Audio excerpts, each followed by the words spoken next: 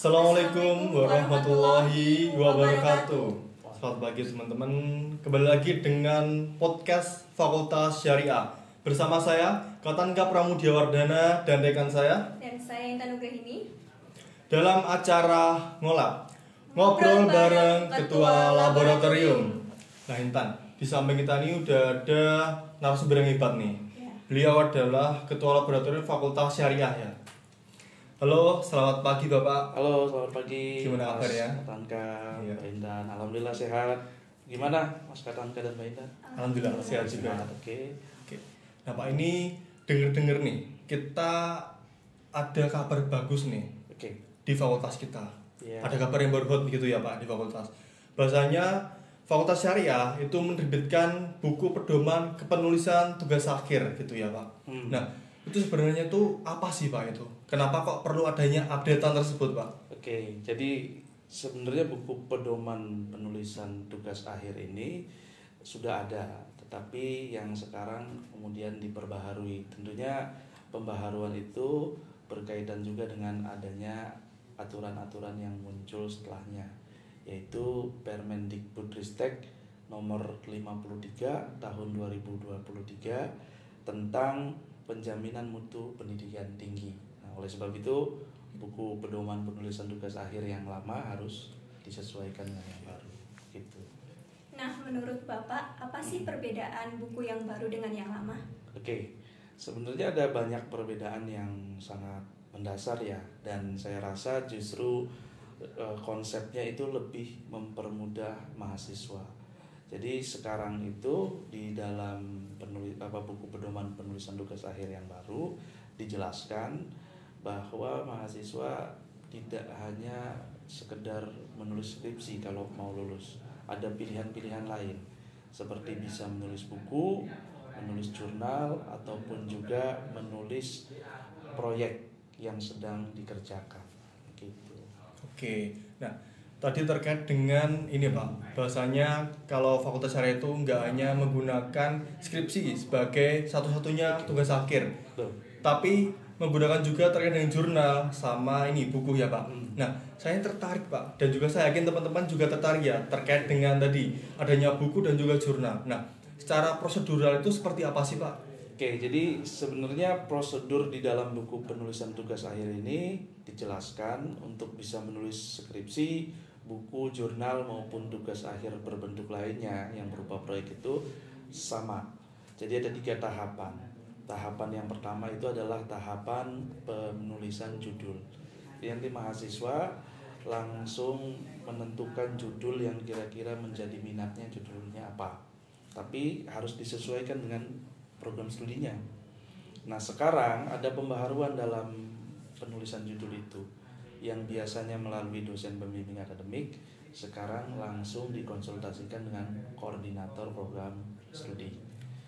Dan harus ditulis proposalnya terlebih dahulu ataupun juga disertai dengan template yang mau ditulis. Nah, setelah tahapan penulisan judul itu dilalui, selanjutnya adalah tahapan penulisan proposal. Jadi nanti proposal yang ketika awal menulis judul sudah diserahkan koordinator program studi itu dilengkapi, diperbaiki, disempurnakan oleh siapa? Dosen pembimbing tugas akhir. Nah, dosen pembimbing tugas akhir ini nanti akan menyempurnakan proposal teman-teman, baik proposal mau nulis skripsi, mau nulis buku, jurnal, ataupun juga tugas akhir berbentuk lainnya yang berupa proyek. Minimal 3 kali bimbingan. Setelah proposal dinyatakan baik, baru kemudian melanjutkan pada ujian proposal atau seminar proposal. Setelah lulus seminar proposal, barulah teman-teman beranjak pada sesi penelitian dan penulisan. Jadi nanti terjun ke lapangan, kalau yang lapangan ya, atau ke perpustakaan kalau yang literer, sampai nanti bentuk daripada tugas akhirnya itu jadi, baik skripsi, buku maupun jurnal. Kemudian di sidang akhirkan atau dimunakosahkan. Baru setelah itu apakah dinyatakan lulus atau tidak, disitulah teman-teman harus mampu mempertahankan apa yang menjadi tanggung jawabnya. Terkait buku, terkait jurnal, ada opsi lain. Semisal teman-teman terlanjur sudah menulis, terlanjur sudah terbit bahkan bukunya, jurnalnya, itu bisa diakui dengan syarat masih dalam tahun berjalan. Jadi kalau sekarang semester 6, nanti semester 7 udah bisa ngambil skripsi, tapi ternyata udah nulis jurnal, udah nulis buku, udah terbit. Nah, itu bisa nanti diakui. Nanti akan ada sidangnya juga dan harus dipertanggungjawabkan isinya dengan bantuan pembimbing. Nah, kalau mau nulisnya dari awal, tahapannya tadi. Nah, itu. Terus? Oke, lanjut mengenai tugas akhir itu kan berbentuk proyek ya Pak. Oke. Terus saya rasa teman-teman juga penasaran mengenai tugas tersebut. Terus bagaimana maksudnya ya Bapak? Yang proyek itu. Iya. Oke. Kalau untuk yang proyek itu teman-teman, jadi tidak tadi seperti menulis skripsi, buku ataupun jurnal, tetapi lebih kepada kegiatan dan aktivitas. Semisal begini, teman-teman yang ada pada program studi HES, kemudian sudah menjalankan usahanya itu berjalan dengan baik, jelas keuntungan dan kerugiannya, produknya sudah didaftarkan, kemudian sudah ada sertifikasi halal, itu menjadi satu proyek. Nah, proyek itu kemudian nanti dimintakan oleh dosen pembimbing agar bisa dituliskan menjadi tugas akhir. Nah, cukup dengan proyek itu, dengan karya tadi, bentuk usaha itu diseminarkan, bisa dianggap sebagai syarat lulus. Nah, atau juga misalkan ada yang program studi hukum keluarga Islam, membuat aplikasi penghitungan waris, dan aplikasi itu di launching, kemudian dipergunakan, disimulasikan di beberapa KUA untuk membantu calon-calon pengantin, membantu teman-teman yang kemudian salah satu orang tuanya meninggal dunia, pembagian waris atau penghitungan raca keuangan. Itu bisa jadi satu bentuk proyek, tinggal nanti dibimbing untuk disempurnakan menjadi tulisan pertanggungjawaban yang baik. Atau yang dari HPI, senang melakukan advokasi, melakukan kegiatan-kegiatan pengawalan kasus. Nah, dia melakukan itu dari awal kasus sampai akhir kasus. Tercatat bahwa dia sebagai bagian dari para legalnya, atau dia bagian daripada pihak yang turut mengadvokasi. Nah, itu disempurnakan dalam bentuk tulisan, itu juga bisa disebut sebagai proyek. Nah, ini satu inovasi baru yang ada di dalam buku pedoman penulisan tugas akhir. Nah, satu lagi nih yang agak penting sebenarnya teman-teman. Sebelumnya mungkin tidak terlalu aware terhadap apa yang kita kenal sebagai cek plagiarisme atau cek mengenai kemiripan tulisan dengan tulisan orang lain. Sekarang akan diberlakukan. Maksimal kemiripannya tidak boleh melebihi 35%. Kalau melebihi 35%, maka baik proposal tidak bisa lanjut ke seminar proposal. Ketika tugas akhir nggak bisa lanjut ke munakosah, harus diperbaiki terlebih dahulu. Gitu. Nah, jadi teman-teman ya buat yang suka plagiat tuh hati-hati gitu ya. Hati-hati sekarang. Kita agak lebih serius gitu. Lalu Pak, terkait dengan kepenulisan sendiri, apakah juga penulisan tersebut mengalami perubahan atau masih sama seperti tahun-tahun kemarin? Oke, kalau mengenai penulisan masih sama, tidak ada yang berubah, tinggal sebenarnya ada pada konsistensi teman-teman. Kalau menurut saya ya, misal ada yang memilih lebih suka menggunakan body note, konsisten dari awal sampai akhir body note. Ada yang lebih memilih nyaman menggunakan footnote, sampai dari awal sampai akhir menggunakan footnote. Yang pasti semuanya itu bisa dipertanggungjawabkan. Jadi tidak terlalu memaksakan, dan lagi-lagi kata kuncinya apa? Ikuti apa yang diperintahkan oleh dosen pembimbing. Jadi teman-teman sama dosen pembimbing harus harus kolaboratif sifatnya, saling mengisi dan saling berdiskusi sampai menemukan titik temu. Karena ada waktunya teman-teman, bimbingan itu nggak boleh melebihi 9 bulan. Kalau mau lewat 9 bulan harus minta perpanjangan kepada dekan. Tuh. Jadi kan tadi yang udah dibahas adalah sebuah opsi.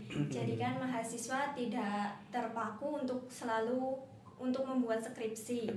Selain itu kan bisa membuat proyek ataupun jurnal. Terus kalau begitu Bapak, apakah ada motivasi atau saran untuk mahasiswa akhir dalam mengerjakan tugas akhirnya? Sebenarnya sarannya sederhana ya. Kita slow aja. Slow itu singkatan. S-nya simple. Jadi kalau kita mau menulis tugas akhir, itu cari yang sederhana aja, simple. Jangan yang rumit-rumit, yang kira-kira kita juga nggak bisa menjangkaunya. Kita nggak tahu bahkan kasusnya hanya karena itu viral, kita tertarik, tapi kita sebenarnya nggak ngerti. Cari yang simple aja, tapi teman-teman paham dan teman-teman menguasai itu. Yang kedua, low budget. L-nya itu low budget. Jangan yang mahal-mahal. Saya senang Pak meneliti putusan MK dan lain-lain misalkan ya. Tapi budgetnya harus bolak-balik ke Jakarta karena wawancara dengan banyak tokoh mengenai putusan ini. Itu nggak low budget. Yang low budget. Jadi selain simple, kita juga harus memikirkan apakah yang mau kita tulis itu akan mengeluarkan banyak biaya atau enggak. Aktivitas kegiatan penelitiannya akan memakan biaya atau enggak. Yang ketiga, objektif. Nah, objektif ini maksudnya bagaimana Pak? Maksudnya adalah teman-teman jangan keluar dari bidang keahliannya. Karena hukum, jadi seolah-olah bisa menulis semua tentang hukum. Ya kalau harus fokus pada bidang ekonomi syariah, bidang perbankan. Ya kan di situ banyak tuh tentang investasi dan lain-lain yang berkaitan dengan hukum. Jangan kemudian karena lagi viral kasus Jessica nggak objektif, saya menulisnya tentang Jessica, padahal keahliannya di bidang HES. Atau HPI. Nah, HPI saya senang Pak investasi dan lain-lain, mau mengkaji tentang. Nah, harus objektif, fokus. Kita pidana, berarti permasalahan-permasalahan yang berkaitan dengan kejahatan ataupun pelanggaran. Yang termasuk HKI juga. Nah, kalau HKI fokus pada persoalan tentang permasalahan keluarganya keluarga Islam. Jangan kemudian lagi viral Pak, kasus ini seru nih, penembakan bos rental saya mau meneliti. Kamu kan jurusannya HKI, nggak ada kaitannya, itu objektif. Dan yang terakhir, well done. Nah, well done itu bagus sekali. Jadi usahakan penulisan yang teman-teman lakukan itu hasilnya bagus dan maksimal. Jadi intinya slow, simple, low budget, objektif, dan yang terakhir well done. Nah, itu saja pesan dari saya untuk teman-teman yang sedang menulis tugas akhir. Santai aja, semuanya dilalui. Saya juga dulu melalui proses itu, ya kan, ketemu pembimbing sulit, tapi itulah fase kehidupan yang harus kita lalui. Gak bisa kita hindari. Itu aja Mas Tanka dan Mbak Intan. Oke. Jadi kuncinya itu harus slow teman-teman ya, nggak usah panik gitu ya, bener ya Pak? Slow aja. Ya Pak, ini nggak terasa nih ternyata sudah sampai di ujung acara kita ya. Terima kasih Bapak sudah mendampingi kita semua ya teman-teman ya. Dari awal sesi hingga akhir sesi ini. Buat teman-teman, jadi perlu diingat bahasanya sekarang skripsi bukan jadi satu-satunya penyelesaian tugas akhir. Namun ada juga opsi yang lain seperti membuat buku, jurnal maupun proyek yang lain, begitu nggak Pak? Betul. Dan juga untuk mahasiswa akhir nih, seluruh mahasiswa, tapi terkhusus mahasiswa akhir, perlu diingat bahasanya perlunya baca buku pedoman kepenulisan yang baru. Dan juga jangan lupa tonton podcast kita, like dan juga share podcast ini ke teman-teman kalian supaya teman-teman kalian tahu ada yang baru di Fakultas Syariah, gitu nggak Pak ya? Iya. Sekian Bapak. Dari kami terima kasih. Iya. Mas Katanka, Mbak Intan, sukses selalu. Semoga lancar tugas akhirnya. Iya. Demikian, sampai jumpa di podcast berikutnya. Wassalamualaikum warahmatullahi wabarakatuh.